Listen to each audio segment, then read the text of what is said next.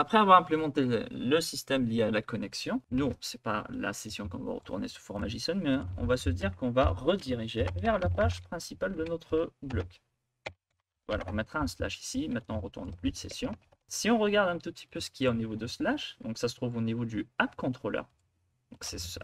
C'est ce contrôleur-là qui est appelé quand on visitera l'URL racine. Donc le get, je le laisse. Peut-être qu'ici, je vais la renommer en get home pour la page d'accueil.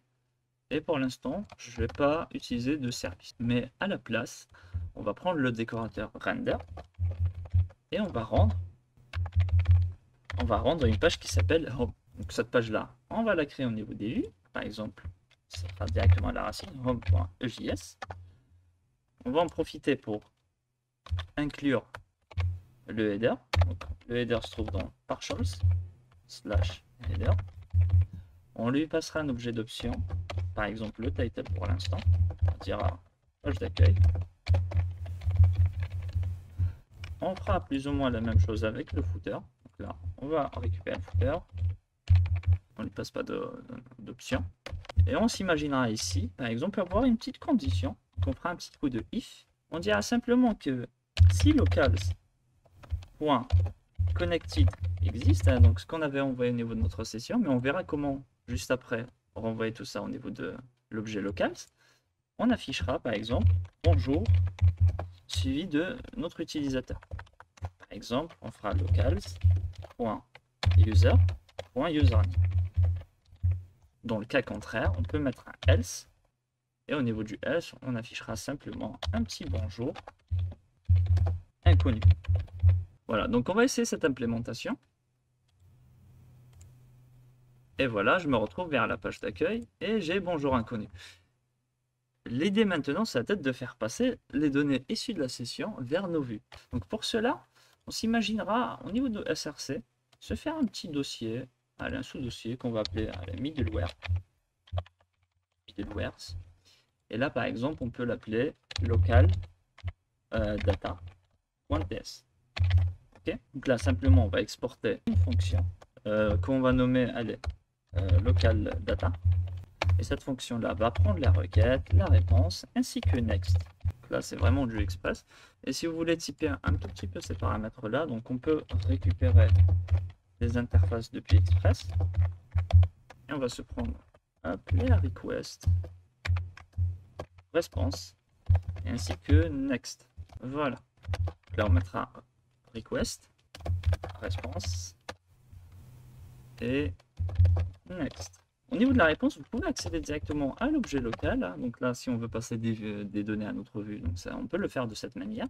Et on lui dira simplement que .connected, ça sera égal à ce que tu vas recevoir depuis la requête .session.connected. Donc si tu as quelque chose à ce niveau-là, tu peux le mettre en place. Sinon, tu passeras false tout simplement. Pareil ici, on fera un response.locals.user est égal à request.session.user. Voilà, aussi simple que ça. Donc là, on a l'éditeur qui râle. À la limite, pour la requête, on peut mettre any si besoin, comme ça, il va nous laisser tranquille. Et après, on n'oublie pas d'appeler next. Voilà. Donc, cette fonction-là, on va l'utiliser au niveau du main.ts et on va commencer par l'importer.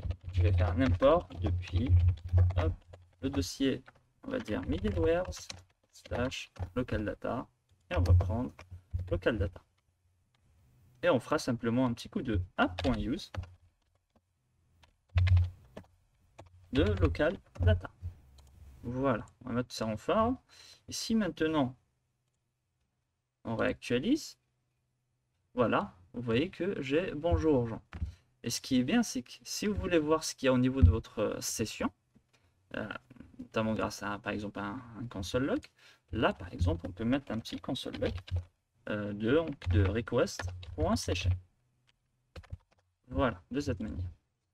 Maintenant, à chaque fois que j'envoie une requête, la session sera toujours attachée et sera envoyée avec la requête.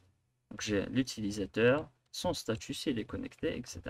Donc maintenant, je vois qu'on a un petit problème au niveau de la vue et apparemment, n'arrive pas à charger le header ainsi que le footer. Donc peut-être c'est un problème juste d'import. À la limite, ce que j'avais oublié ici, un tiret. Donc on va faire ça. Et voilà. Et on va se servir de cette session-là en fait pour faire de l'affichage dynamique. Donc on l'a fait ici, par exemple, si on est connecté, on a bonjour suivi du username, sinon on a bonjour inconnu. Peut-être qu'au niveau de la navigation, je peux aussi me servir de ça. Me dire, si je suis connecté, ben, pourquoi afficher inscription et connexion? De la même manière, si je ne suis pas connecté, pourquoi afficher le bouton de déconnexion? Donc on peut le faire de cette manière. Donc on va se rendre au niveau de nos vues, partials et puis header. Donc là, on a la partie navigation. Donc cette partie-là, pour l'inscription ainsi que pour la connexion, il faudrait que je sois déconnecté pour pouvoir accéder à ça. Donc on peut faire un if statement. On dit simplement que si locals.connected, ou plutôt on va faire une négation, donc si je ne suis pas connecté, dans ce cas-là, je peux afficher l'inscription ainsi que la connexion. De la même manière, pour afficher le formulaire de déconnexion, là, dans ce cas de figure-là, il faudrait que je sois, on va dire, connecté. Donc, je vais prendre toute la LI, ça sera mieux. Et je vais mettre une autre condition EJS.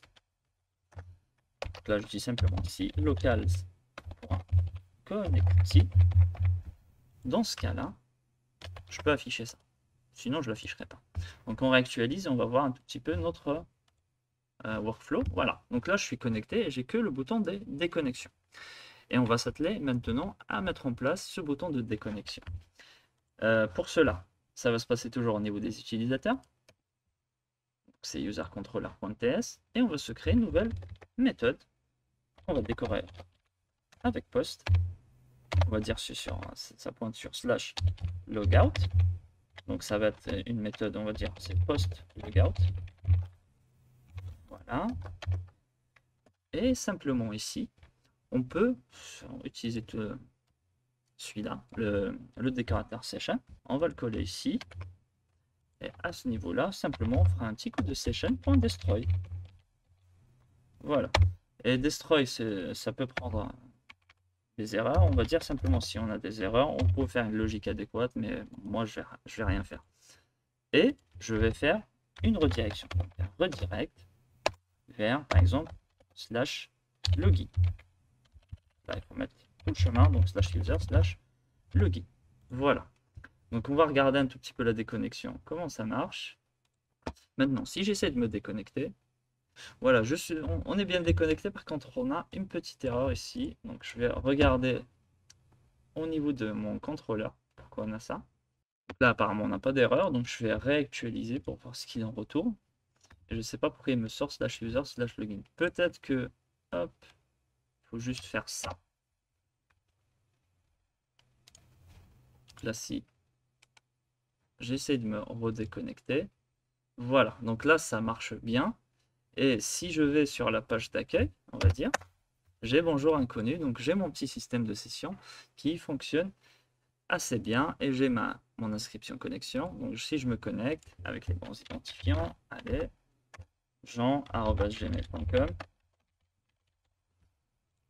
Voilà, je me connecte et vous voyez que j'ai bonjour Jean avec le bouton de déconnexion. Si je me déco, voilà, je suis redirigé vers la page de connexion et j'ai la vue qui interagit selon les données que je lui passe depuis ma session. Donc voilà un petit peu pour cette vidéo et on se retrouvera dans la prochaine vidéo. On va essayer de mettre en place le système de publication.